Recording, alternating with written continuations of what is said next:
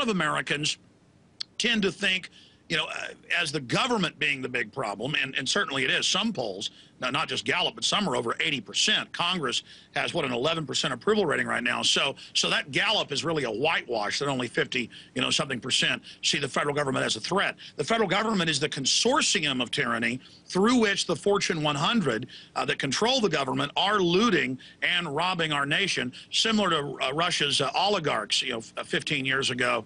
Or so. So we're just going through this same process of corporate corruption running rampant.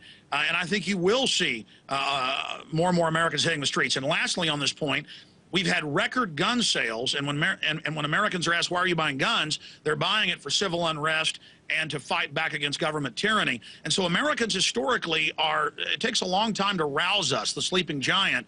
As a Japanese admiral said, I fear that we've roused a sleeping giant. But once the American people start rolling, it's going to be very, very serious. And I'm trying to avert armed conflict in this country. Even Time magazine has the headline, Will Federal Reserve Cause Civil War? For example, even in the last presidential election, although Barack Obama had this much touted system of getting money from small donors, the employees of Goldman Sachs bundled $800,000 for him.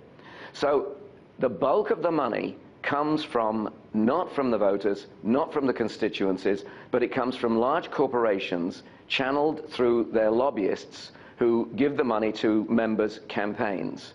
And of course, it would be naive in the extreme to imagine that these very hard-headed corporations spend hundreds of millions of dollars and don't expect to get anything in return. And what they want in return may be something that the voters don't want. Is that they claim they're going to cut all these things, but they won't cut Social Security, they won't cut Medicare, and they won't cut the defense budget, which means right now you're talking about virtually the entire budget. There's just not that much else there. So they're really not being honest.